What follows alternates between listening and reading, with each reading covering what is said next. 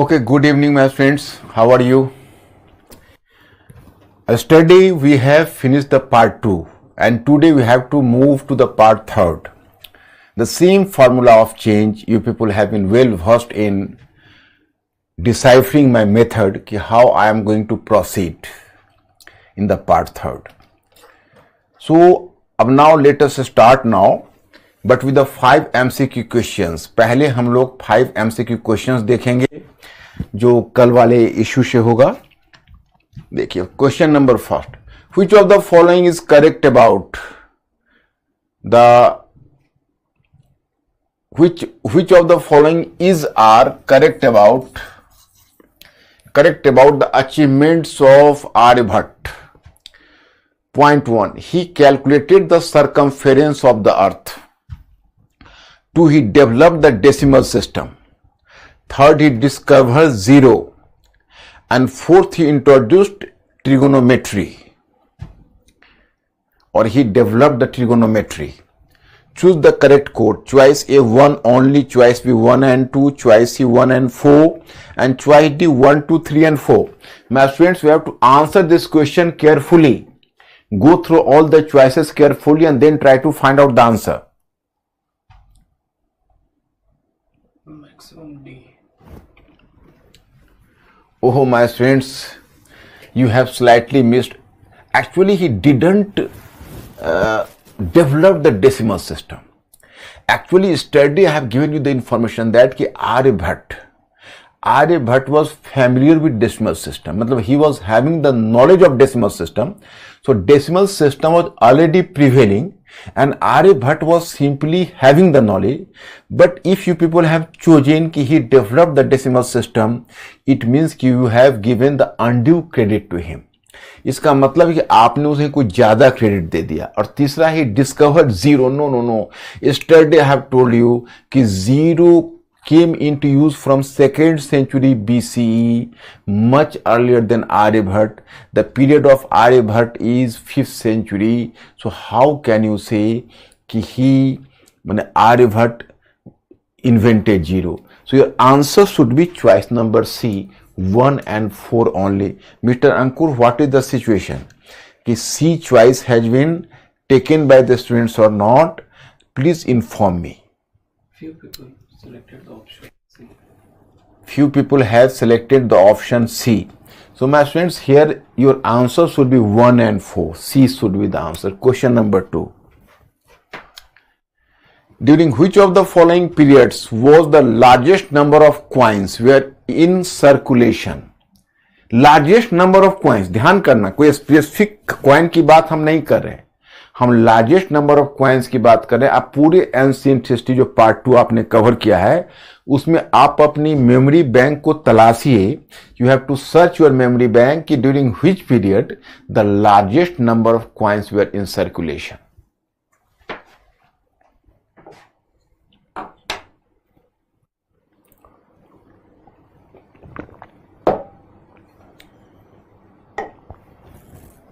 D. Choice number D is the correct answer. No. Once again you have missed the main point. If you have selected D, that is wrong.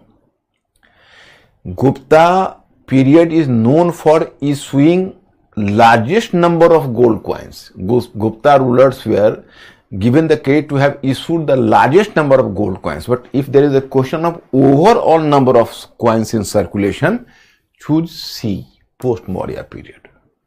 Mr. Ankur, what is the situation? कुछ students ने C choose. Choice number C, largest number of coins in choice number C. Question number 3rd.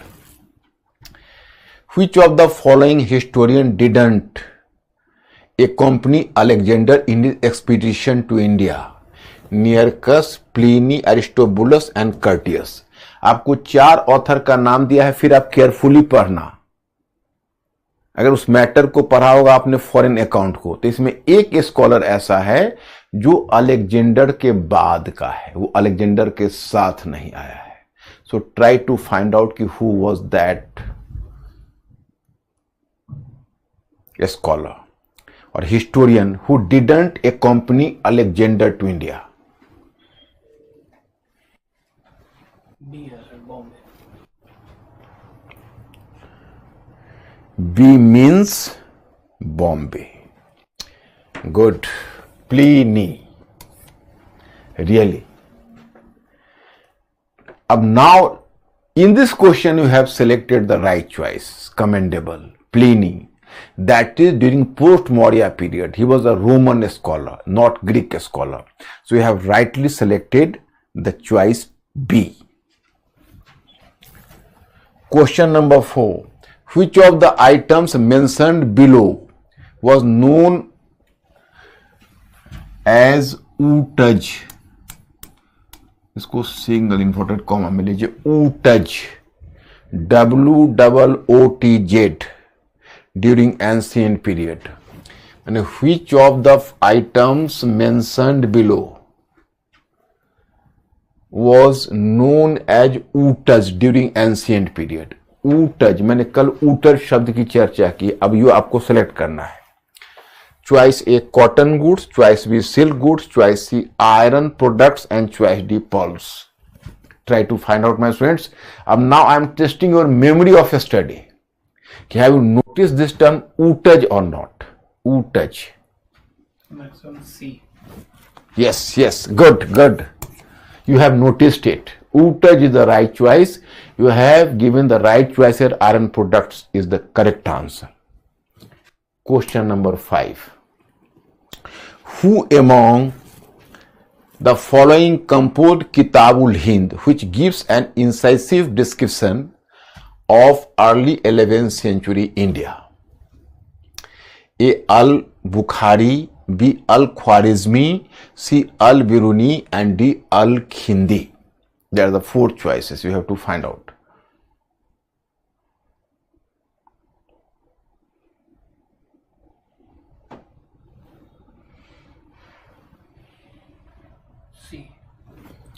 C. Al-Biruni. Yes, correct answer. So my students, in this way you have performed well in the question. Now we are moving to part 3rd. You are moving to part 3rd, Part 3rd, Indian culture and heritage, part 3rd. And here is Sultanate period, 1200 to 1526. And the second one is Mughal period after 1526 AD. So just observe here first political expansion, state empire dynasty, 2 administration, 3rd agriculture, industry, trade and economic, and 4th social and 5th cultural. बस वही formula है, nothing new. The old formula we have followed in the part 2 कि let us divide the whole history in 4 parts in part 3rd, Sultanate and Mughal period. The same formula, political expansion means state, empire, dynasty and king, then administration, then economic means agriculture, industry, trade, currencies and urbanization, then social, horizontal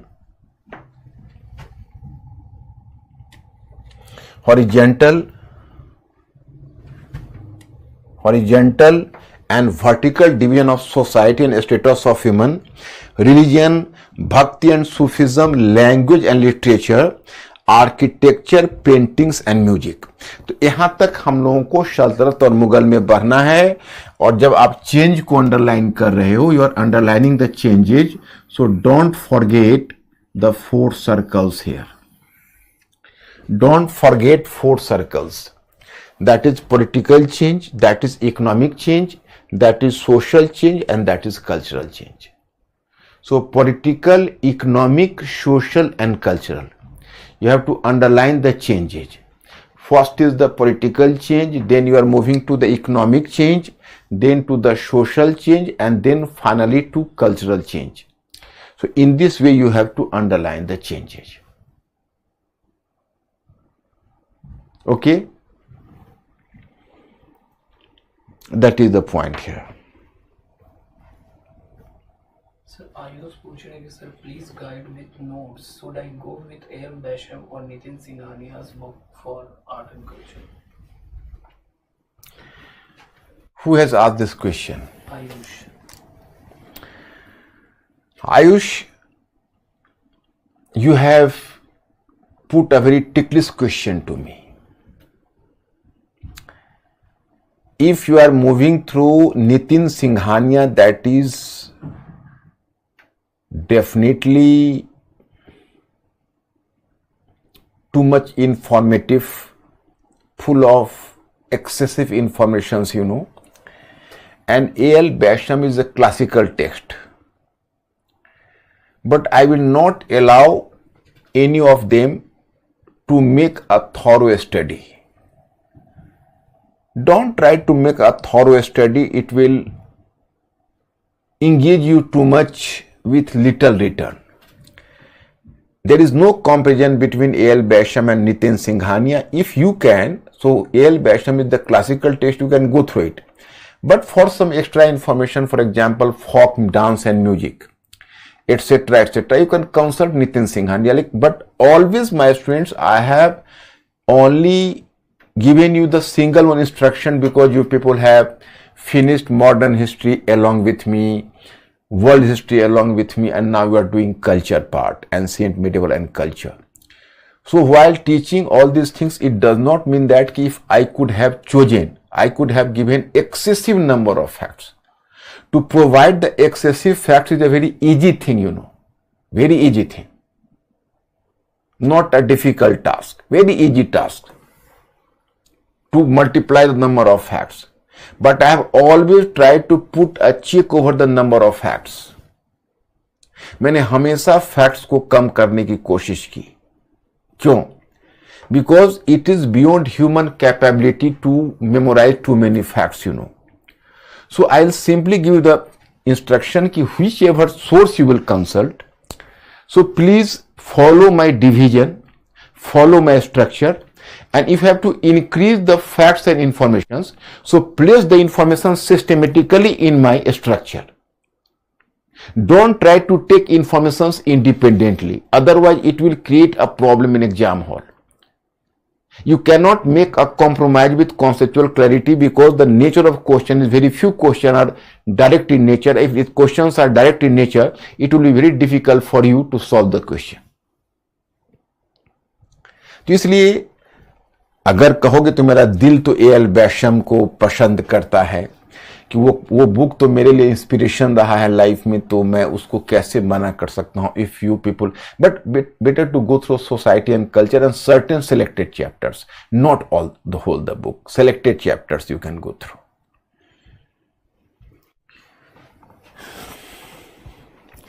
Should I go for the Mr. Ankur? Yes.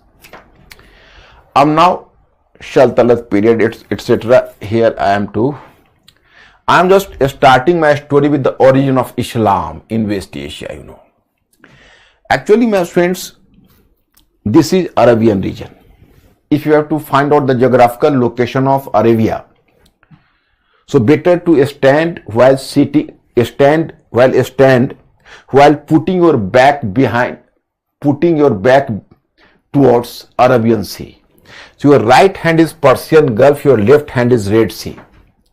So the region between Arabian Sea, Persian Gulf and Red Sea, that is known as, you can say, Arabian region. Arabian region was almost a desert region, except certain green belt in Makkah. There is almost absence of greenery and arable land in this Arabian region. So this region was basically peopled by the different tribes. The tribes were known as Bedouins. In tribes को कहते थे Bedouins. They were fully armed and they were the very swift camel riders, because camel was the only, you can say, vehicle here. So they were the swift camel riders and they were well armed. And in fighting was going on among different tribes. And as there was less scope for agriculture, so these tribes were basically involved into trade and commerce. there were two important trade routes. One was the Persian Gulf region and the second one is the Red Sea region. मतलब एक यहाँ पर फारस की खाड़ी का reason है, यहाँ पर लाल सागर का रीजन है, और ये दोनों ट्रेड के लिए बहुत खुला हुआ है. But my friends, you will observe the map. तो on the map you will find that कि there was an empire that was known as Persian Empire, and there was an empire which was known as Eastern Roman Empire or Byzantine Empire. In world history I have mentioned about this, so you people may be familiar with. तो इधर एक फारस मतलब ईरानी साम्राज्य है, इधर एक Byzantine साम्राज्य है, मतलब पूर्वी रोमन साम्राज्य. तो इन दोनों साम्राज्यों के बीच जो है वो निरंतर कन्फ्लिक्ट हो रहा था, निरंतर संघर्ष हो रहा था. तो इन दोनों एम्पायर्स के बीच जब निरंतर संघर्ष हो रहा था, तो इसी संघर्ष के मध्य जो ये संघर्ष है, इसी संघर्ष के इन दोनों के बीच जो ये कन्फ्लिक्ट चल रहे थे, तो इन्हीं कन्फ्लिक्ट के कारण, in order actually due to this conflict you can say कि basically the whole trade activities and trade traffic was moved towards Red Sea. So the tribe were much benefited and they were involved into the trade. This region is Makkah and this region is Medina. These were the two important mercantile centers at that time. तो ये मक्का है, Medina है, mercantile centers था, और whole trade traffic was diverted to the Red Sea, you know. तो अब now what happened? In fact, what you know as Prophet Muhammad, he was himself a petty merchant at that time. So in 7th century, he manifested a divine light, and that was some message from Allah. So he decided to spread this message of Allah to the rest of the world. So basically, there is a basic slogan कि ला इलाहा इल्लल्लाह रसूल मुहम्मद रसूलुल्लाह, मतलब ईश्वर God is one and prophet and Mohammed is the prophet of this God. तो this was the basic slogan and in laid foundation of Islam. जो प्रॉफिट मोहम्मद है उन्होंने इस्लाम को आरंभ किया in 7th century. What was the literal meaning of Islam? The literal meaning of Islam was to surrender. The literal meaning of Islam was to surrender, and the literal meaning of Musliman or Muslim was कि he who surrendered. Muslim is he who surrendered, that is Muslim. So this is the literal meaning of Muslims and Islam, you know. Now you can say as Prophet Muhammad spread and laid foundation of a new sect.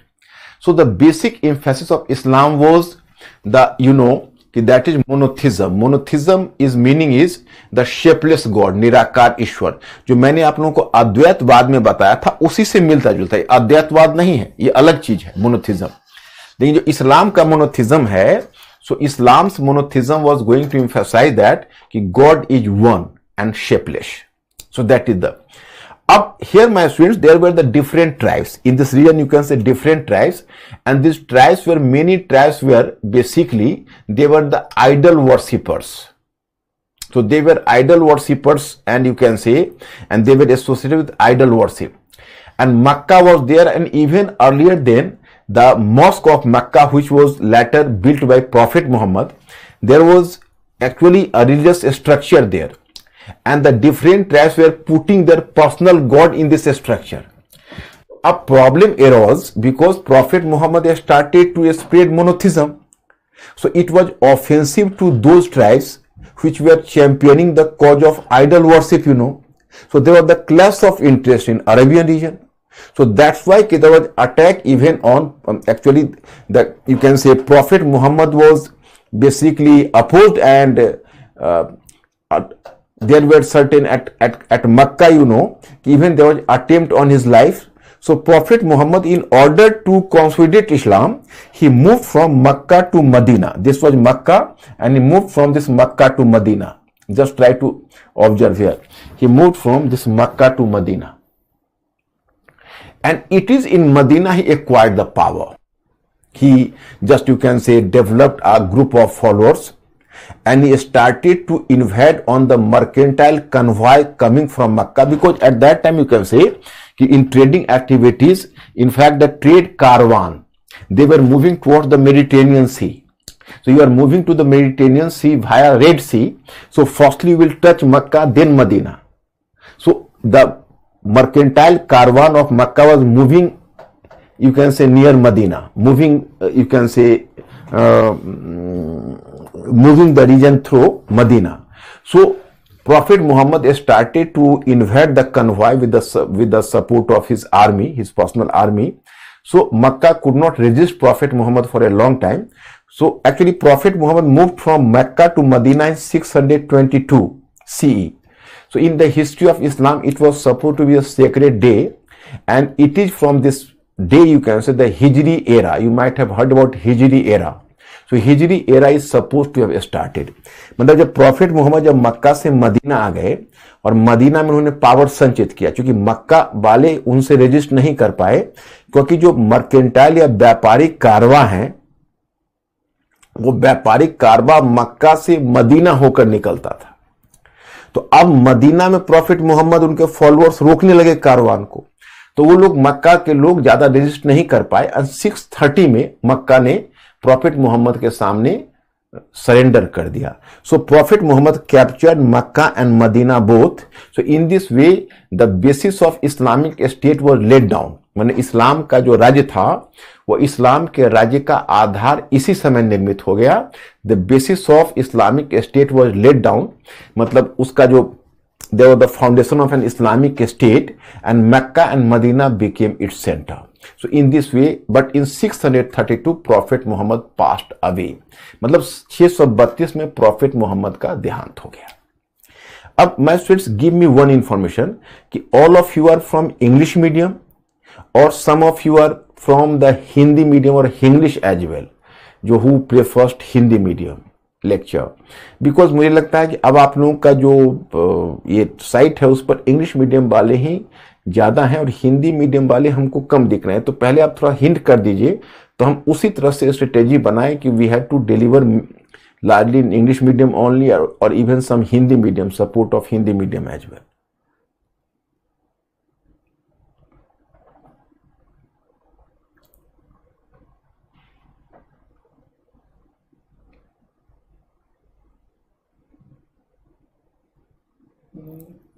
English है ज्यादा English है, मैंने English से ज्यादा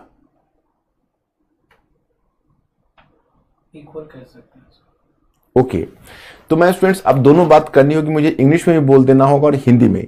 तो दोनों चीज बराबर बराबर बोलूंगा तो टाइम टेकिंग बहुत ज्यादा हो जाएगा। आप जानते हो कि टाइम थोड़ा लिमिटेड है, तो मैं कोशिश करूंगा कि मतलब एक ही चीज में बोलूं और तुम लोग भी थोड़ा सा, जो इंग्लिश वाले भी हो उसको राइटिंग तो इंग्लिश में ही करनी होगी, तो सेंटेंस फॉर्मेशन तो इंग्लिश में ही करनी होगी। So I think English language will give support to you as well. तो और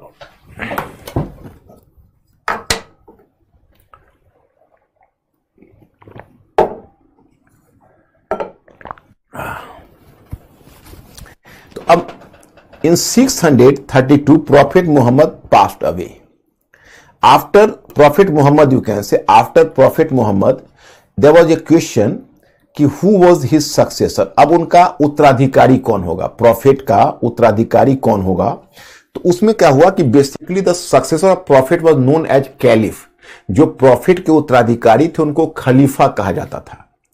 तो मोहम्मद प्रॉफिट जो हैं उनकी पहले, सबसे पहले उनका सक्सेसर, उनका फादर इन लॉ हुए, जिनका नाम था अबू बकर, हजरत Abu Bakr. He became the first caliph, हजरत अबू बकर। देन हजरत उमर, उसके बाद उनके सक्सेसर हुए हजरत उमर। देन कम्स हजरत उस्मान, या उथमान भी बोलते हैं, Usman. And then Hazrat Ali. Try to understand the point here.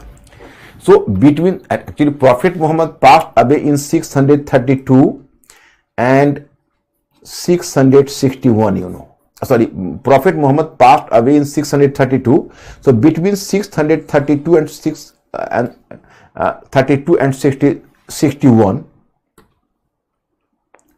632 and 61, actually four caliphs ruled. They were given the status of they were given the status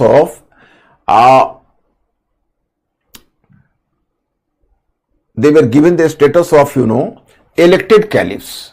उनको निर्वाचित खलीफा कहा गया, because they were the chosen one. They were not hereditary. It was in 661 that the post of the caliph became hereditary in 661, which I will mention later. अब मैं students Hazrat Abu Bakr, Hazrat Umar, Hazrat Usman and the lastly came Hazrat Ali. Hazrat Ali was the son-in-law as well as the nephew of Prophet Muhammad. He was the husband of his daughter Fatima. And as he remained to be the nephew as well, so there was a perception about the fact कि basically कि about Ali, there was a perception कि he was coming from the same blood of Prophet Muhammad. So a group of Muslims came to believe that कि Ali is the true successor of Prophet Muhammad, and initially the three caliphs, yani Abu Bakr, Umar and Uthman, they were the usurper. They usurped the throne, they usurped the caliphate. But true successor is Ali because he belonged to the blood relation. The group of Muslims who just accepted the tradition of Ali, so they came to be known as Shia. And those who believe that no, Abu Bakr, Umar and Uthman were the true successor and Ali was an usurper.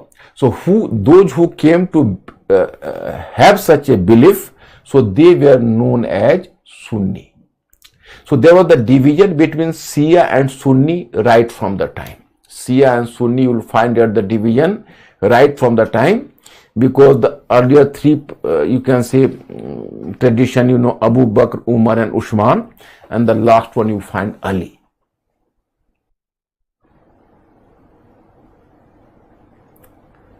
तो यही जो division है इसी को सुन्नी और शिया का division बोलते हैं, क्योंकि जो मुसलमानों का एक समूह जो ऐसा मानता था कि चूंकि अली उनके भतीजे थे, ब्लड रिलेशन से थे, तो अली ही प्रॉफिट मोहम्मद के सही उत्तराधिकारी हैं और आरंभ के जो तीन कैलिफ हैं वह हड़प करता है, तो ऐसा जो मानते थे वह कहलाए शिया, और जो आरंभिक तीन खलीफा को ही उनका सक्सेसर मानते थे और अली को ही मानते थे वही हड़प करता है, तो उनको कहलाए सुन्नी। तो यही शिया और सुन्नी का डिवीजन है।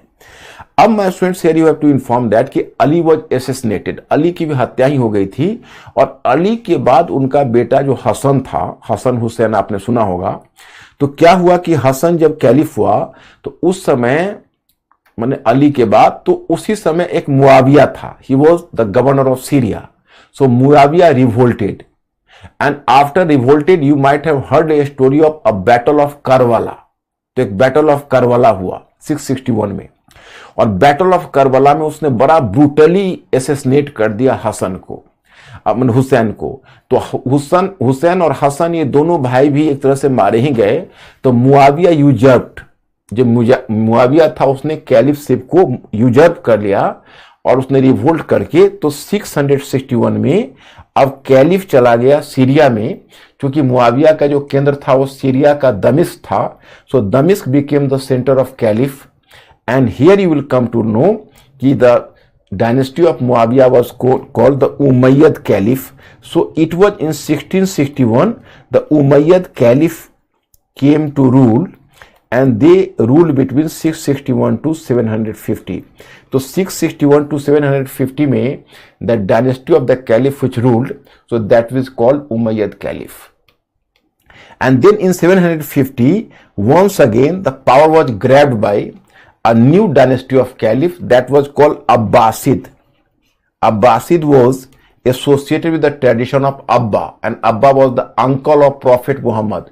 So the group of caliphs, or you can say the line of caliph, which was having the link to the uncle of Prophet Muhammad, so they were known as Abbasid caliph. मतलब कि 661 में मुआविया था, उसने revolt किया, बड़ा brutally murder किया, मतलब assassinate किया करबला के वॉर में हुसैन को, और फिर उसके बाद हुसैन हसन जब दोनों अब तो रहे नहीं, तो उसके बाद मुआविया ने पावर को ग्रैब कर लिया और उसी ने अपने डायनेस्टी को इस्टेब्लिश कर दिया, जो उमैया वंश के कैलिफ कहे गए, जो 750 तक रूल किया। 750 में एक नए लाइन ऑफ कैलिफ का इमरजेंस हुआ, उसने पावर को ग्रैब कर लिया, और वो जो कैलिफ का इमरजेंस हुआ वो अपनी परंपरा कहीं ना कहीं मोहम्मद पैगंबर के चाचा अब्बा से जोड़ते थे, तो अब्बासिद कैलिफ कहे गए। ये 750 से 1253 तक शासन करेगा। तो उमैया वंश के खलीफा का सीट ऑफ पावर था दमिश्क, यानी 750 से, यानी स्टार्टिंग फ्रॉम 1661 से 750 तक जो रूल हुआ है, तो उसका सेंटर ऑफ पावर था दमिश्क। और 750 से 1253 तक, 1258 है, 1258 तक जो रूल हुआ है, तो ये जो कैलिफ हुए ये कहलाए अब्बासिद कैलिफ, और इनका सीट ऑफ पावर था बगदाद। अब ये अब्बासी कैलिफ बगदाद में होगा 1258 में, तो उन पर मंगोल का इन्वेजन होगा, और चंगेज खान का ग्रैंडसन होगा जिसका नाम होगा हलाकू खान। तो हलाकू खान इन्वेड करेगा इनके ऊपर, बगदाद पर, और Hulagu Khan once will invade Baghdad. At that time you can say under Abbasid caliph Baghdad was a very important center for education, and learning. The scholars all over the world were thronging to Baghdad, and it was Arabian scholars, they used to translate so many books of the world quality, and the important books from the different literature from the world, they were translated into Arabic language. So at that time at Baghdad, the best library of the world existed at that time under Abbasid Caliph. And there was a department which was created by Abbasid Caliph, Al-Mumin and Harun ul-Rashid. These were the two very enlightened caliphs, So they run a department that was known as Bayt-ul-Hikmat. It was a translation department. So this department was working on translating so many books from the different languages of the world into Arabic language. And there was created the best library of the world. But Halaku Khan, he was definitely, you can say, definitely he was a butcher in this sense. He burned this library to fire, and the whole library was burnt to ashes. So it was a great loss to the world, the world learning system and education. And Halaku Khan very brutally assassinated caliph. मैंने Hulagu Khan ने फिर खलीफा की हत्या कर दी और उसके library को जला दिया। मैंने इतना ब्रूटली मर्डर किया कि मतलब यू कैन नॉट इमेजिन, क्योंकि मंगोल सब होते ही थे, बहुत सेंट्रल एशियन जो भी ट्राइब होता था, टर्क्स भी होते थे और मंगोल्स भी होते थे। तो सेंट्रल एशियन जो भी ट्राइब्स होता था वो बहुत एग्रेसिव होता था, बहुत एग्रेसिव, और उनका जो अप्रोच होता था वो होता था बहुत वायलेंट। दैट्स वाई कि they treated caliph in this manner. तो इस तरह से, तो अब जब ये अब्बासिद कैलिफ का जब अंतिम कैलिफ का जब एसेसिनेशन हो गया, तो फिर खलीफा का सीट ऑफ पावर कुछ समय के लिए चला गया कहां, तो Cairo is where, that in Egypt, Kahira, जिसको हिंदी में काहिरा कहते हो, इंग्लिश में कैरो। तो seat of power became Cairo, Kahira, and after that the seat became confuse. तो अरब रीजन में आज तुम देखोगे कि सारे देश अपने आप को कैलिफ का कहीं ना कहीं हेरिडिटी जोड़ते हैं। इसके कारण है कि कैलिफ का जो सीट ऑफ पावर है घूमता रहा, सीरिया के दमिश्क से बगदाद, फिर कैरो, फिर स्पेन के कार्डोवा में भी चला गया। स्पेन में एक जगह है कार्डोवा, वो भी सीट ऑफ पावर बन गया। तो कई जगहों पर कैलिफ का सीट ऑफ पावर रहा।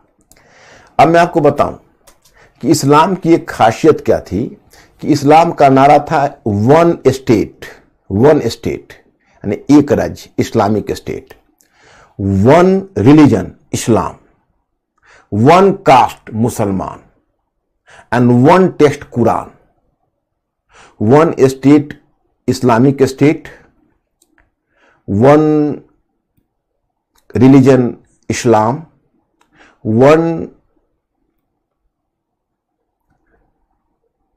Cast, Muslim, and one text, Quran.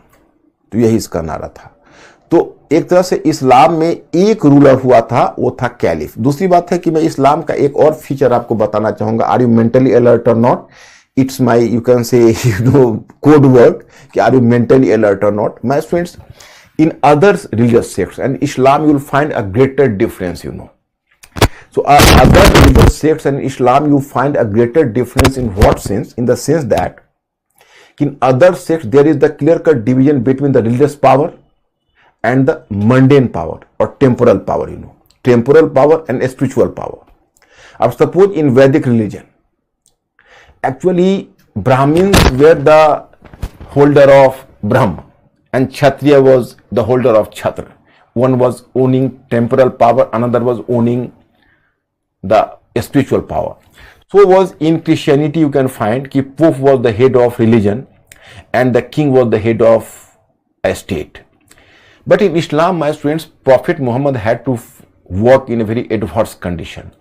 Actually, the very hostile situation he had to face, and if Prophet Muhammad could not have adopted the aggressive posture, so then Islam could have been killed in its very inception. So that's why Prophet Muhammad had to grab the power, the political and spiritual power both, into his own personality. So he assimilated the political power and religious power both in his personality. So Prophet Muhammad being the religious head and temporal head both, वो religious head भी बन गए और temporal head भी बन गए। मतलब इस्लाम में धर्म और राजनीति में बड़ा गहरा संबंध था। अगर आप एक मुसलमान हो तो आप मुस्लिम समाज के सोसाइटी हो जाओगे। इस्लाम में धर्म पहले है और समाज और राज्य बाद में। अगर आप इस्लाम धर्म को कबूल कर लिया तो आप मुस्लिम समाज का हिस्सा बन गए और आप मुस्लिम, मतलब वहां पर जो स्टेट आया है वो इस्लाम को कंसोलिडेट करने के लिए आया है। इसलिए वहां पर स्टेट का कोई इंडिपेंडेंट स्टेटस नहीं है। तो वहां पर क्या है कि रिलीजन और स्टेटहुड में अमालगमेशन है इस्लाम में, माने राज्य है और धर्म है, उन दोनों में एक प्रकार का सामंजस्य है। यही प्रॉब्लम आज हो रहा है पूरी दुनिया में जो इस्लामिक स्टेट है, क्योंकि एक तरफ चूंकि इस्लाम का तो नारा है कि पूरी दुनिया में हमें इस्लाम को फैलाना है, वो तो नेशनल बाउंड्री को मानता नहीं है और वहां पर राज्य धर्म पहले और राज्य बाद में है।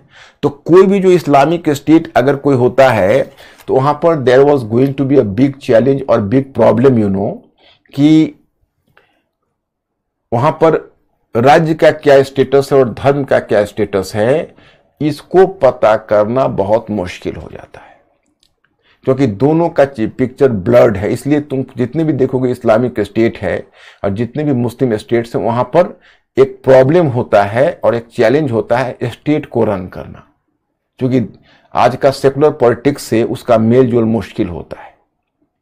तो ये एक जैसे उलेमा होते हैं, एक तरफ स्टेट होता है, गवर्नमेंट होती है जो इंटरनेशनल लॉज को मानती है, लेकिन जो उलेमा होते हैं, जो ऑर्थोडॉक्स एलिमेंट्स होते हैं, वो उसको नहीं मानते। वो कहते हैं कि भाई मैं तो मानता हूं कि इस्लाम पूरे जगत में है, हमें तो पूरे दुनिया में इस्लाम को फैलाना है। तो ये बेसिकली स्लोगन उस समय कैलिफ का था। प्रॉफिट मोहम्मद के बाद कैलिफ हुए तो उन्होंने इस्लाम को फैलाने का निर्णय लिया। तो यू फाइंड हियर कि अब यहां पर आप देखो इस्लाम कैसे कैसे फैला है। इस मैप से you have to follow the map. Islamic world under Mohammad पैगंबर।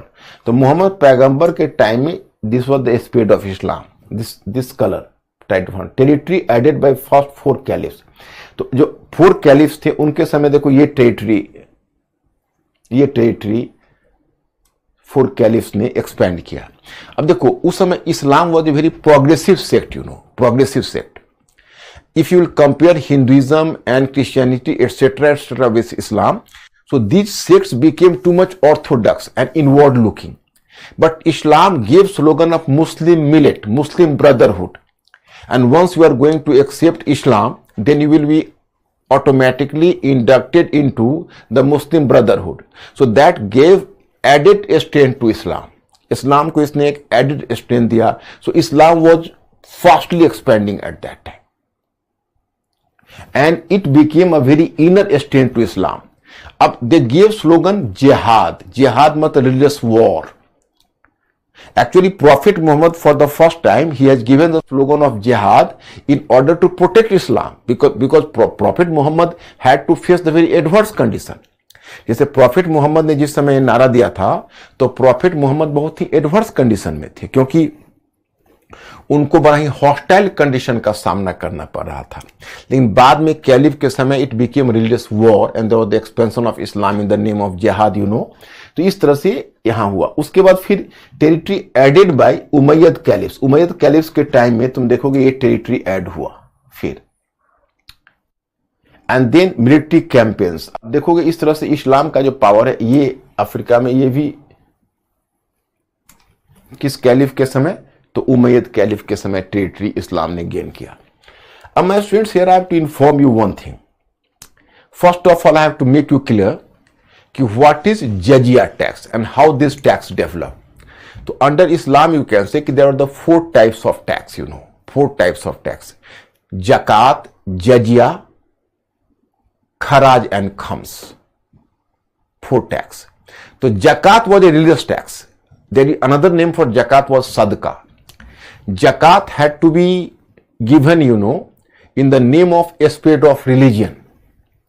मतलब अगर आपको रिलीजन को स्प्रेड करना है तो जकात क्या होता था कि जो धनी मुसलमान होते थे उनको जकात नामक टैक्स देना पड़ता था, जो उनके इनकम का एक खास भाग होता था। कि एक अभी भी जो होली मुसलमान होते हैं, जो बहुत पायस मुसलमान होते हैं, वो आज भी जकात अपने इनकम से निकालते हैं। सो जकात was a part of income given by a rich Muslim, और you can say the competent और the person who was having the paying capacity for the promotion of Islam, that is called zakat or sadqa. Then second one, kharaj. Kharaj was the land tax. Kharaj was the land tax. Then you find the term like khams. Khams was कि once the Muslim army was fighting a battle, so in the battle the defeated party and the resources of defeated party was plundered or looted. So what is the plundered products and plundered money?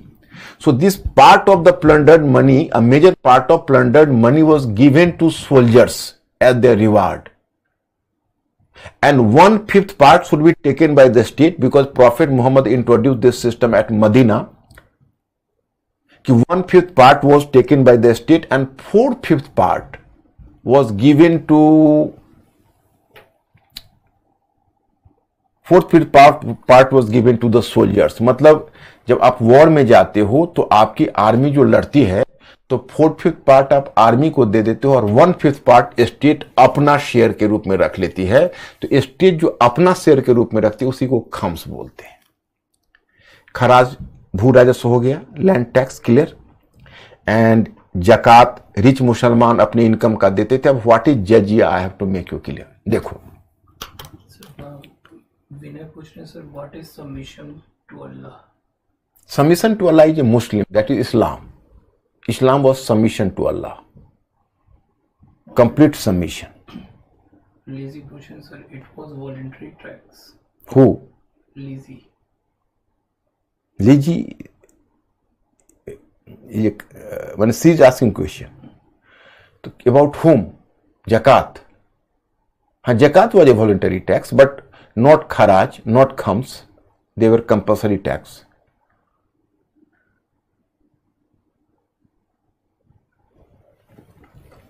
मैंने कह रहा sir कि what is thinking of secularism on the expansion of Islam?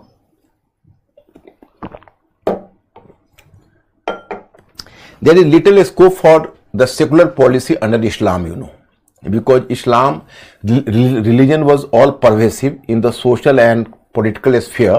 So under Islam you cannot imagine basically the secular policy. Nandini कह रहे sir, Prophet Muhammad said that Muslims don't make भाईचारा with other religion. Actually, who? Nandini. Nandini. In fact, Prophet Muhammad was normally misunderstood.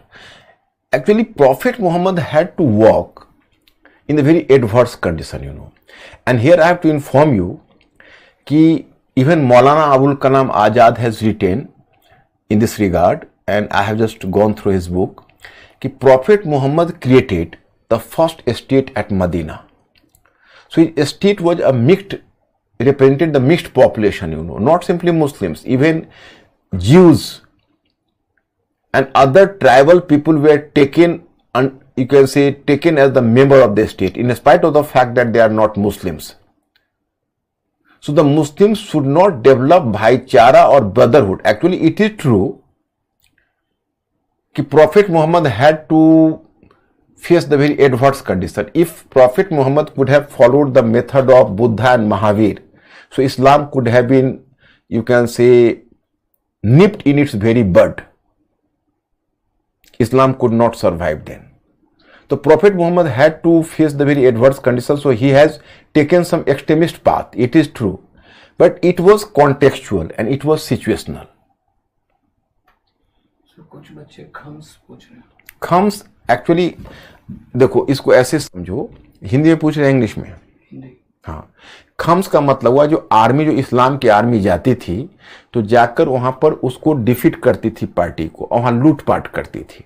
तो लूटपाट करके जो लूट का माल होता था तो उसका जो शेयर लगता था, उसमें प्रॉफिट मोहम्मद के समय से ही शेयर होता था 4/5 भाग उसमें सैनिकों का होता था, मतलब मेजर पार्ट्स सोल्जर्स को जाना था उनके रिवार्ड के रूप में, और 1/5 स्टेट अपना शेयर निकाल लेती थी, राज्य. तो जो राज्य का 1/5 शेयर था वही खम्स कहलाता था.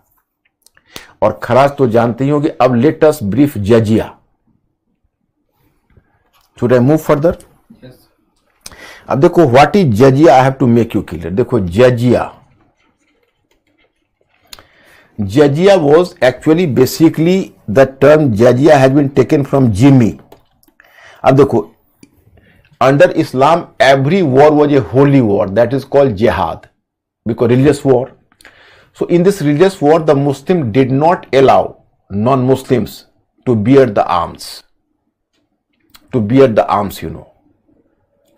So as the Muslims could not bear the arms here, I have to inform you. Actually देखो, पहले हम आपको ऐसे करते हैं, इसको 1 मिनट के लिए रुको, आप इसको ऐसे समझो. When the Prophet Muhammad when started, तो Prophet Muhammad just composed the Holy Quran. So in the Holy Quran, there was some unexplained thing. Unexplained, means Prophet Muhammad left certain things unexplained. For example, he has mentioned that in fact non-Muslims are kafirs. So non-Muslims are kafirs, so kafirs are accepted to adopt Islam. मतलब कि जो non Muslims होते हैं वो kafirs हैं, तो उन्होंने बस इतना लिखा कि काफिरों को इस्लाम कबूल कर लेना चाहिए. अब बाद में प्रॉफिट मोहम्मद के बाद जो कुछ ऑर्थोडॉक्स मुस्लिम उलेमाज हुए और काजी हुए, तो उन्होंने इसका बड़ा एक्सट्रीम व्याख्या करनी शुरू कर दी. They have just given the very extremist explanation to it. They started to take the stand कि ऑल नॉन मुस्लिम्स आर काफिर्स, एंड दिस काफिर्स should not be allowed to survive till they are going to be converted to Islam. If Kafirs didn't get converted to Islam, so they should be given the choice of either Islam or death. That was orthodox elements started to propagate it. अब here my students, I have to inform you कि इस तरह की बातें शुरू में आई कि भाई इस्लाम आप कबूल करिए, जो काफिर्स है, या फिर उनको डेथ को गले लगाइए, दूसरा कोई विकल्प नहीं मिलना चाहिए.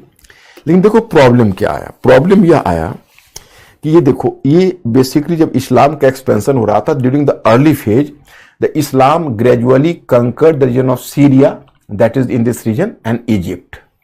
Just at the time of the caliph Umar, within 8 years of the death of पैगंबर Mohammad, prophet Mohammad, the Islamic army conquered Syria and Egypt. Up at both the places there was a bigger challenge. Bigger challenge was that a substantial population were Jews and Christians. Here I have to inform one thing. In fact, even Islam were linked to the Abrahamic tradition. What is Abrahamic tradition?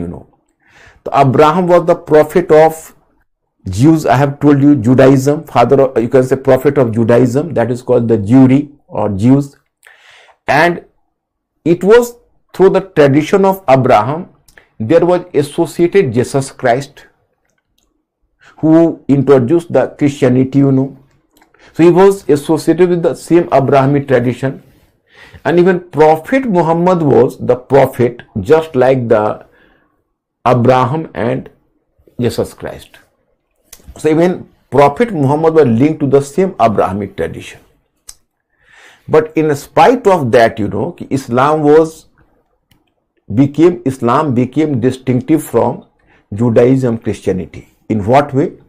The Prophet Muhammad Islam tried to propagate that Muhammad was the last prophet. After Muhammad, there would be no prophet, and the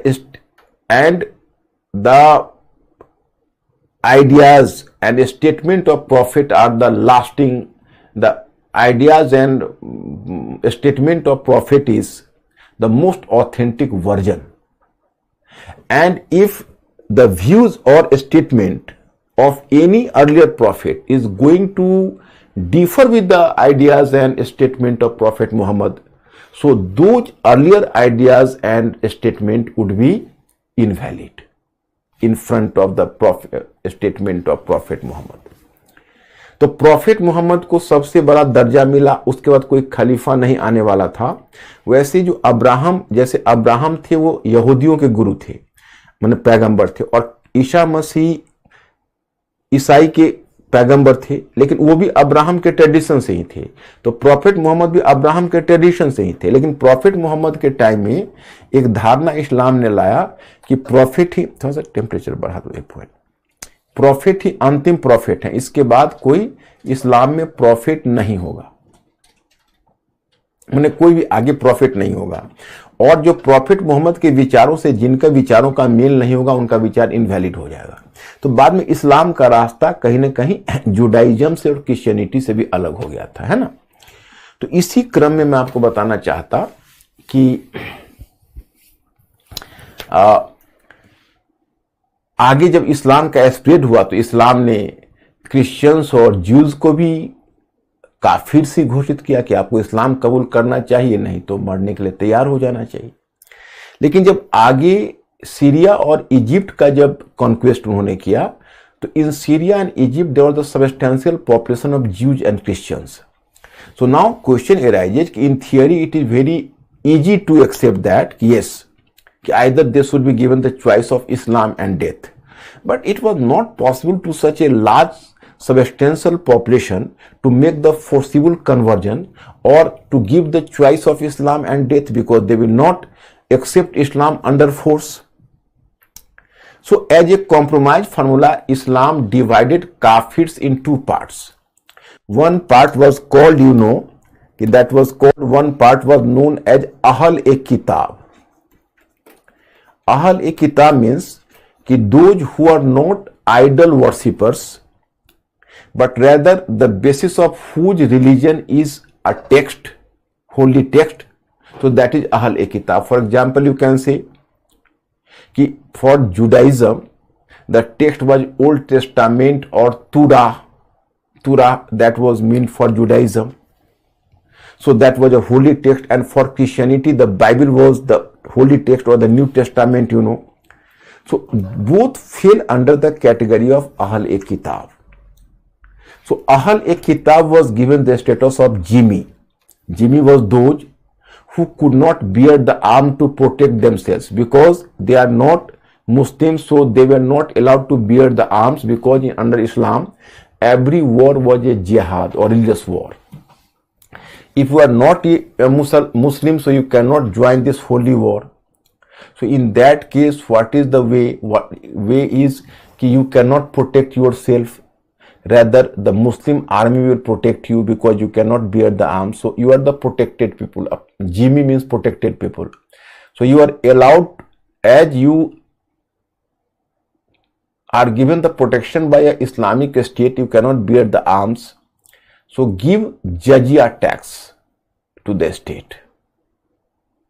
So jizya was imposed over Jimmi, but in practice it became a very discriminatory type of tax, and the Jimmi became the second class citizen under Islamic state, मतलब मैं इसको ऐसे समझा देता हूं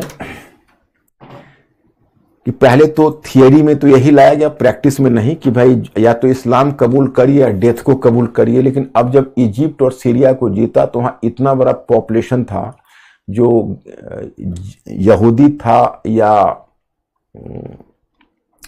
जो ईसाई था, तो इतने बड़े पॉपुलेशन को तो आप मौत के घाट उतार नहीं सकते। तो उनको लिए क्या उपाय है? तो उन्होंने एक उपाय निकाला, कहा कि देखो काफिर्स में भी हम ऐसा करते हैं कि दो पार्ट कर देते हैं। एक कर देते हैं अहल ए किताब। अहल ए किताब वो है कि जो मूर्ति को नहीं पूजता है, मूर्ति पूजक नहीं है, आइडल वर्शिपर नहीं है, बल्कि उसके टेक्स्ट का आधार कोई ना कोई रिलीजन है, मैंने कोई ना कोई, मैंने उनके धर्म का आधार कोई ना कोई ग्रंथ है। तो उसे यहूदियों का ओल्ड टेस्टामेंट या तुरा था और क्रिश्चियनिटी का बाइबल अथवा न्यू टेस्टामेंट था, तो उनको अहले किताब के कैटेगरी में रख दिया और कहा कि देखो अब आप तो खुद आर्म्स बियर कर नहीं सकते, क्योंकि इस्लाम में जितना भी युद्ध है वो जिहाद है, और जिहाद में कोई जिहादी कोई मुसलमान नहीं हो सकता है। तो आपको अलाउड नहीं है कि आप हथियार रखिए। तो आपकी सुरक्षा कौन करेगा, आपकी सिक्योरिटी कौन करेगा? तो आपकी सिक्योरिटी वही अब मुस्लिम सेना करेगी। तो आप हो गए अब सुरक्षित लोग। सुरक्षित लोग को ही जिमी कहा गया। तो आप जिमी हो तो आपको जीने दिया जाएगा और आपको सुरक्षा प्रदान की जाएगी, बशर्ते आप जजिया टैक्स दीजिए। तो यहीं से जजिया का ओरिजिन हुआ। इसका मतलब है कि आप जिमी हो और जिमी के बाद आपको जजिया टैक्स देना पड़ेगा। और प्रैक्टिस में क्या हुआ कि उसकी स्थिति हो गई द्वितीय दर्जे के नागरिक की तरह, सेकेंड क्लास पीपल की तरह, क्योंकि उनके साथ डिस्क्रिमिनेशन होता था। तो यही था जजिया का concept. Mister Ankur, everything is okay? Yes. They are okay? Yes. So Rishi पूछ रहे difference between Christian, Jews and Judaism. तीनों का प्रॉफिट अलग अलग हैं। मैंने तो इन तीनों को वर्ल्ड हिस्ट्री में आपको बताया ही था। Who has asked this question? Rishi, I have already discussed this aspect, Judaism, Christianity and Islam, even whenever I have taught you world history in ancient world and medieval world, you know. So, all are having a similarity. The basis of all the three sects are text. None is the idol worshipper, you know. Idol worship is not permitted either in Judaism, Christianity or Islam, you know. And all of the three were having a basis of a religious text that is called, you know, holy text, you know. So this is the point of similarity among the three. So Bashak पूछ रहे हैं कि sir, that mean every jihad is cursed, but every cursed is not jihad. What? That mean every jihad is cursed. Cursed मतलब? Crushed. And? But every crushed is not jihad. Actually, I have not been clear to the question. Who has asked this question? Bashak, I could not understand this question. So please clarify it, only then I can answer your question.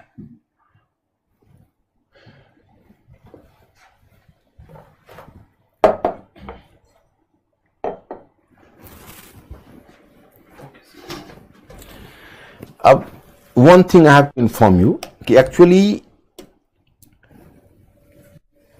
so now even Kafirs were divided into, non-Muslims were divided into, non-believers were divided into two categories, Ahl-e-Kitab and Kafirs, you know. So Kafirs were still not allowed. Kafirs were the idol worshipper. वो मूर्ति पूजक को काफिर कहा जाता था, क्योंकि इनको तो अहल-ए-किताब की कैटेगरी मिल गई। अब you will come to know कि when Muslim army actually after the foundation of Islamic State, the Muslim state or Islamic state were making, you can say, the persistent efforts for conquering India, Hindustan. But it took almost 90 years for them to set its foot on the land of Hindustan.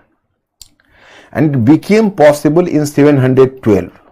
712, you know, in 712 it was Muhammad bin Qasim. So Arabian army under Muhammad bin Qasim. So that Arabian army under Muhammad bin Qasim conquered Sindh. The ruler of Sindh was Dahir, So Dahir was defeated by Muhammad bin Qasim, and then Muhammad bin Qasim conquered Sindh. But even after conquest of Sindh, when Muhammad bin Qasim tried to penetrate the successor of Muhammad bin Qasim, because just after conquest of Sindh, Muhammad bin Qasim was punished to death by Caliph due to some mischievous act, Actually, there was some story, so I have not to brief the story. Muhammad bin Qasim could not survive longer, but his successor tried to penetrate the other regions tried to expand to the main region of India. But there were the powerful dynasties in India at that time that were Gurjar Pratihara, Rashtrakutas, Lalitaditya, the ruler of Kashmir, Chalukyas, etc. So they put a check over the expansion of this, you can say, Arabian state. मतलब Arabian लोगों ने सिंध को 712 में अरब आक्रमणकारियों ने जीता मोहम्मद कासिम के leadership में, लेकिन वो मेन लैंड में अपना विस्तार नहीं कर सके क्योंकि इंडिया में पावरफुल वंश थे, डायनेस्टीज थी जिन्होंने उनको आगे नहीं बढ़ने दिया, तो सिंध में ही सिमट कर रह गए. तो under Arabian people the Muslim army got a very limited, you can say, expansion in India. So main expansion started under Turks. Who were Turks here? I have to make you clear. In fact, my students, you should know that these were the Arabian people. Gradually, the Arabians were expanding to other regions. For example, they conquered Persia. क्योंकि जब Arabian, देखो ये क्षेत्र जब इसका विस्तार हुआ, ये ईरान है, तो ईरान की अपनी अलग संस्कृति थी और ईरान की अपनी भाषा थी जिसको फारसी बोलते हैं. तो इस्लाम की जो ओरिजिनल भाषा थी वो अरबी थी, अरबिक लैंग्वेज. बट जब इस्लाम की सेना ईरान में गई और इस्लामिक आर्मी कंकर्ड ईरान, तो एक स्टेटमेंट है कि एक तरफ अरबियन आर्मी ने ईरान को जीत लिया, दूसरी तरफ ईरान की संस्कृति ने इस्लाम को जीत लिया. मतलब on the one hand Arabian army conquered Islam, and on the other hand it was Islam which Islamic culture which conquered Arab, Iranian culture, Persian culture which conquered Islam. क्योंकि 70% जिसको इस्लामिक कल्चर कहते हैं वो Persian culture को adopt कर लिया. अब यहां तक तो इस्लाम धीरे धीरे अरबियन से नॉन अरबियन से उनका मेल होता गया. अब हियर यू आर मूविंग, जब when the Islamic army move to Central Asia. So in Central Asia there were certain tribes. Turks were tribes. Turks were not original Muslims, आज अगर तुम मध्य Asia में, अफगानिस्तान में, तुर्कमेनिस्तान में, कजाकिस्तान में जो Muslims देखते हो वो टर्क्स थे बेसिकली, वो अरबियन पीपल नहीं थे. अरबियन पीपल आपको देखना होगा तो आप वेस्ट एशिया में देखिए, वेस्ट एशिया में इजिप्ट में देखिए, आप सऊदी अरेबिया में देखिए, they are the Arabian people. लेकिन जब इस्लाम की आर्मी बढ़ रही थी तो टर्क्स लोग थे. तो जो टर्क्स थे वो टर्क्स बेसिकली ट्राइबल्स थे, उनका अपना एक अलग रिलीजन था. लेकिन जो ट्राइबल लोग होते हैं वो ट्राइबल लोगों का जो रिलीजन है, basically Turks were professing their own tribal religion, but they were not advanced people, they were not culturally, you can से, rich. And Islam was basically culturally a very prosperous religion, So Turks easily attracted to Islam and a large number of Turks were converted to Islam. And later it was the Turks who themselves became the sword bearer of Islam. जैसे Turks थे उन्होंने बाद में इस्लाम को कबूल किया, लेकिन वही इस्लाम के ध्वज वाहक बन गए, इस्लाम के झंडे को लेकर वही आगे बढ़े, इस्लाम को फैलाने लगे. So now Islam started to gain the strength and support from Turks as well. इस्लाम के साथ तो हुआ ना कि उनको अरबियन पीपल का सपोर्ट मिला, फिर बाद में टर्क्स इस्लाम में कन्वर्ट कर गए तो उसका फायदा उनको इस्लाम को मिला, फिर आगे मंगोस इस्लाम में ये कर गए, कन्वर्ट कर गए तो उसका फायदा इस्लाम को मिला.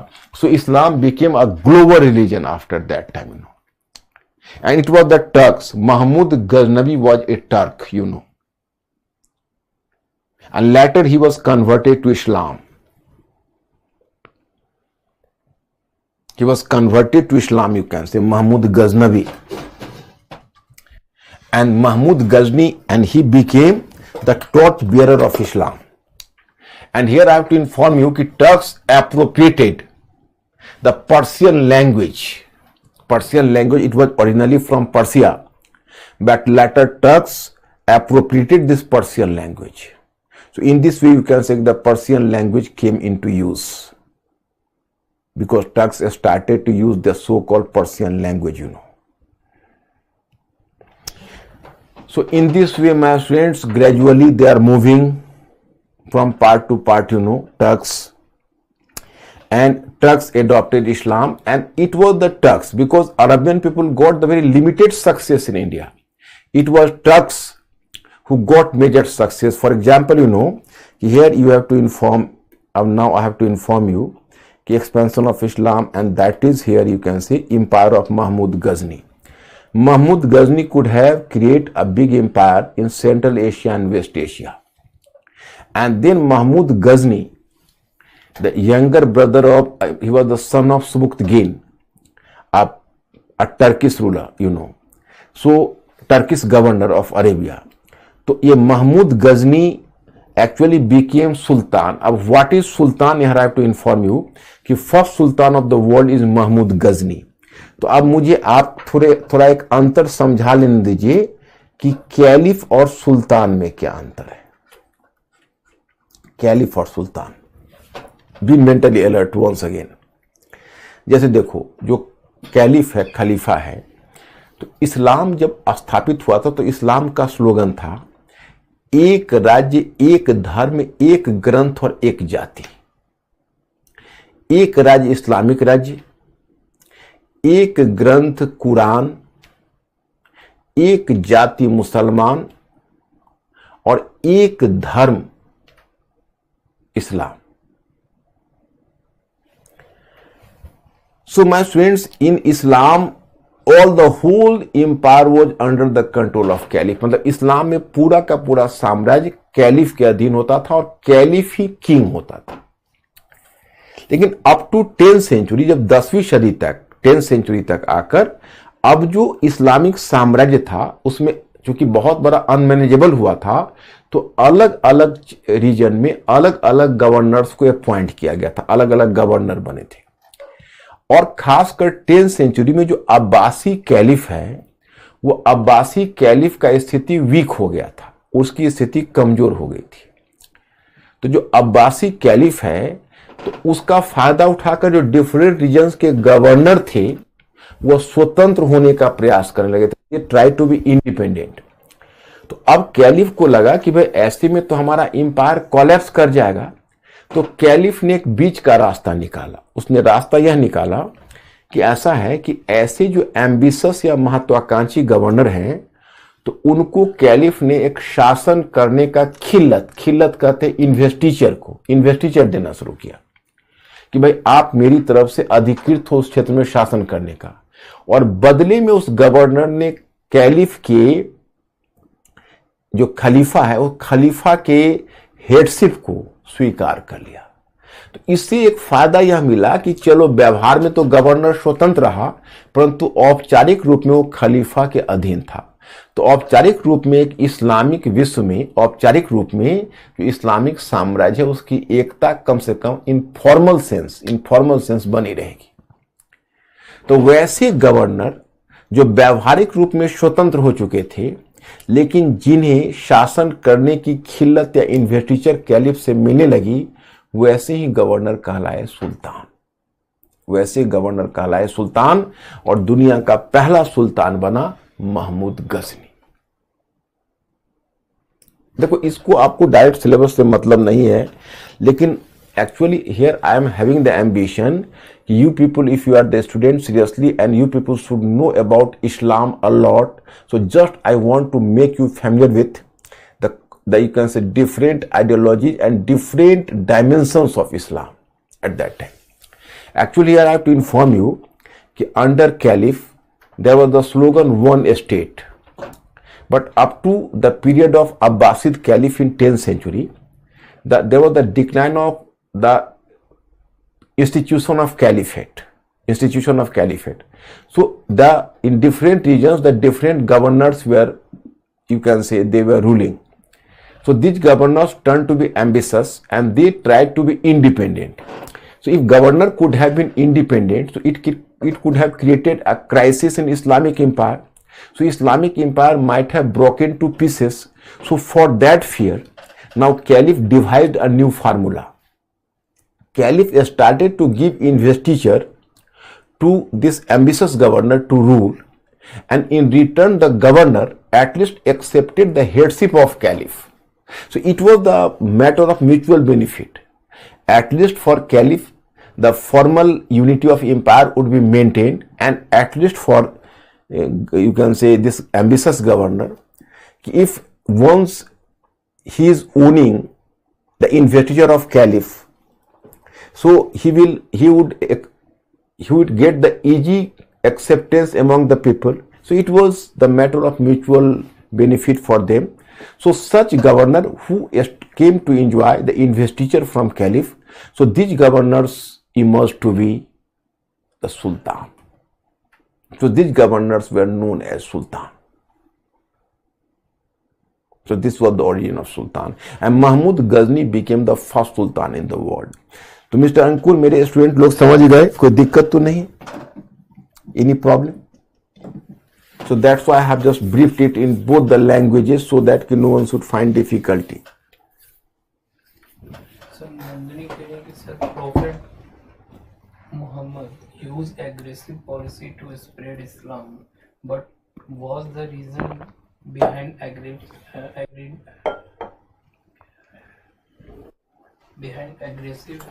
today's Muslims? Behind? Aggressive today's Muslims. Nandini, it is true. It is true. Situation Islam emerged. Yeah. Nandini, is it true? In the condition Islam emerged, so culture of violence is enshrined in Islam itself. It is true because Islam had to origin in the very adverse condition, so culture of violence is enshrined in Islam itself. So a structure of Islam itself, so that is true. We cannot deny the fact. So Aditya Puchan, what was the second class in Kafir? Second class, Aditya भी पूछने की बात हुई. अब you are giving जजिया tax for living in the same state and तो you are not giving the equal status, so that is the second class citizenship, you know. Aditya Siddharth कह रहे हैं कि सर प्रेजेंटली कौन सी कंट्री शिया और सुन्नी को फॉलो करती है? Most of the countries are following the Sunni religion, but some countries like following Shia, for example, Iran, Iraq, Lebanon, so even Syria. So these are associated with the Shia religion, you know. Otherwise, other countries were following the Sunni. So in this way, there is the division between Shia and Sunni, you know. Shia and Sunni, the two groups. Dipanshu Kere, sir, how did the Ghazni Vids in Central Asia and India fall, and the Gurdis rise? Who? Gurdis. I am going to brief. Who has asked this question? Dipanshu. Why are you asking this question, which I am to discuss in future? I will discuss this aspect, why the decline of Ghazni and Gori. I will discuss with you. So let us brief the Mahmud Ghazni first. Any question now? No, sir.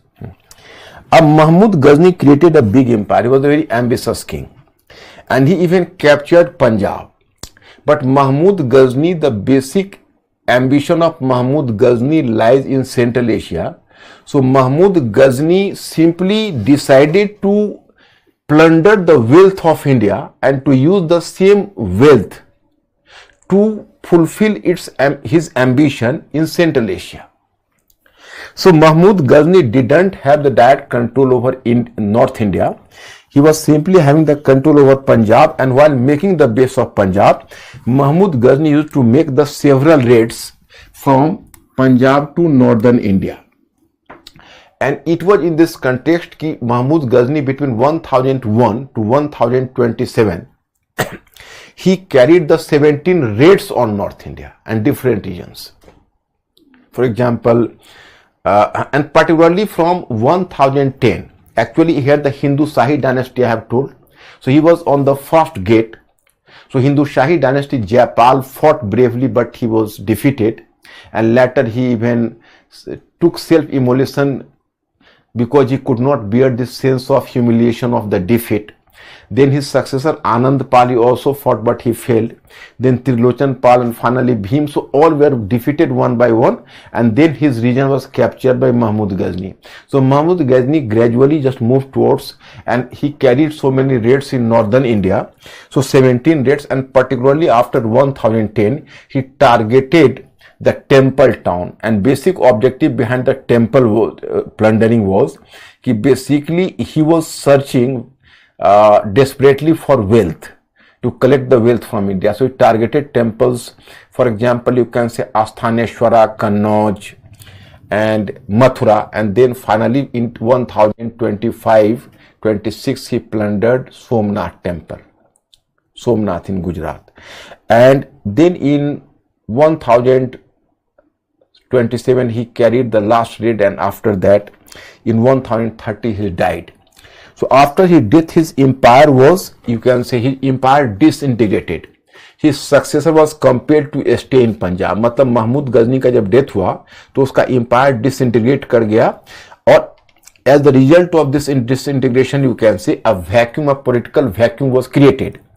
So out of the political vacuum, there was the foundation of a state that is known as, this state was known as, you know, कि this Khwarizm states, you can say Khwarizm states and the Gaur states, Khwarizm and Gaur.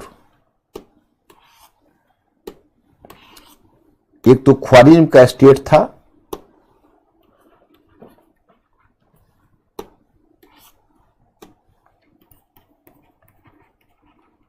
Khwarezm का state था, और दूसरा गोर। ये जो गोरी state जो तुम देख रहे हो, यही गोर का स्टेट था, यही से मोहम्मद गोरी था। यानी महमूद गजनी का एम्पायर का डिसइंटीग्रेशन के बाद एक ख्वारिज्म का स्टेट पैदा हुआ, एक गोर का स्टेट पैदा हुआ, और यही जो गोरी है महमूद गोरी, वो इंडिया की तरफ बढ़ेगा। अब देखो यहां पर स्थिति यह है कि जो महमूद गजनी का सक्सेसर है, he had already lost the region of Central Asia and West Asia. So he was basically established in Punjab. So Muhammad Ghori, who became the ruler, the earlier name of Muhammad Ghori was Muizuddin Muhammad bin Sam. What is the name of Muhammad Ghori? Muizuddin Muhammad bin Sam. So Muizuddin Muhammad bin Sam decided to invade northern India, you know. But he earlier avoided to move from Punjab. So he actually, देखो, this is Hindu Kush range, and by the side of the Hindu Kush range there is the Suleiman range, and here is Kirthar range. In Suleiman range you will find there are two passes. Suleiman range है, उसमें दो important passes हैं. One pass is Khyber Pass and second one pass is Gomal Pass, and in Kirthar range there is a Bulan Pass. So if you are moving through Khyber Pass, so you will enter into Punjab. And if you are moving through Bolan Pass in Kirthar range, you are entering into Baluchistan, then you can move to Rajasthan. So actually, my students, earlier Muhammad Ghori tried to avoid the direct confrontation with the successor of Mahmud Ghazni. So he firstly tried to enter in through this Bolan Pass, and then crossing Baluchistan he moved to Rajasthan, and then he moved to Gujarat. So in Gujarat, Solanki ruler of Gujarat was Bhima II. He was a very powerful king. So Bhima II defeated Muhammad Ghori in 1178. In his 1178. So Muhammad Ghori was defeated by Bhima II first. So Muhammad Ghori later came to realize his mistake. He has done a major mistake. Without making the base of Punjab, he should not try to invade India. So he, after realizing the mistake, he withdrew from India once again, and then he moved from this Khyber Pass once again.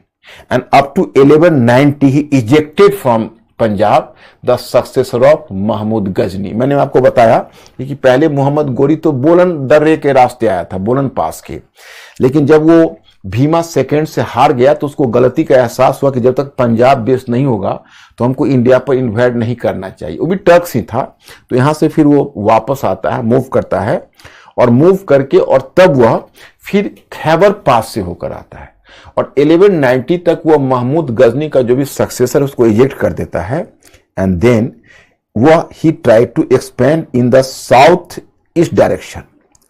It was the time, you can say, कि when Muhammad Ghori was invading Gujarat at that time, कि there was the rise of a king in Ajmer and Delhi, and it was Prithviraj Chauhan or Rai Pithora.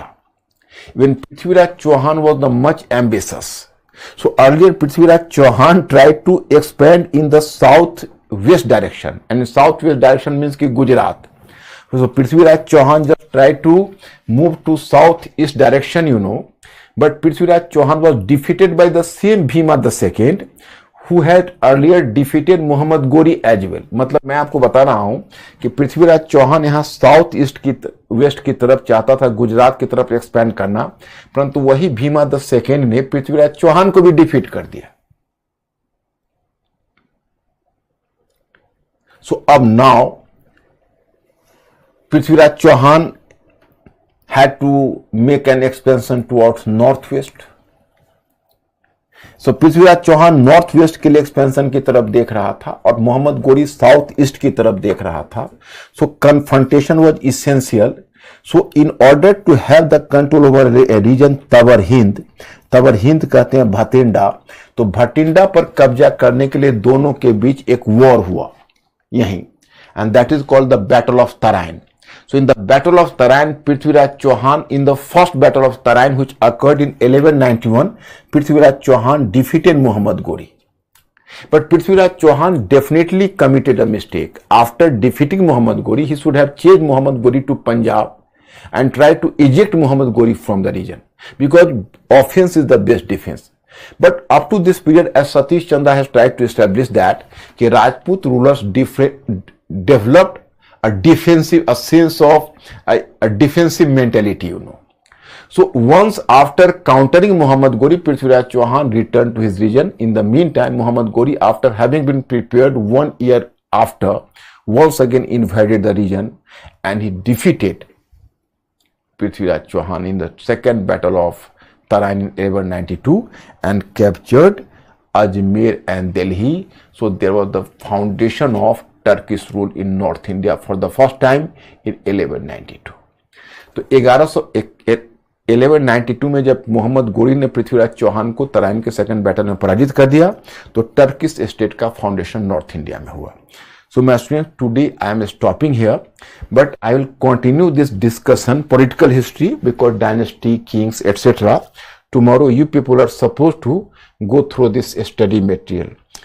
Aibak, Qutbuddin Khilji, Tughlaq dynasty, Lodi dynasty, Shaltanat, then Sayyid, Ibrahim Lodi, Mughal period. अब जहां तक आप पढ़ सकते हो.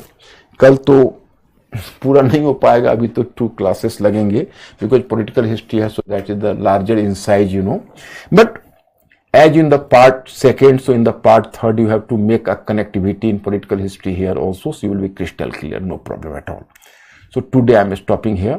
I'll continue this discussion tomorrow. Okay my friends, thank you very much. Good night.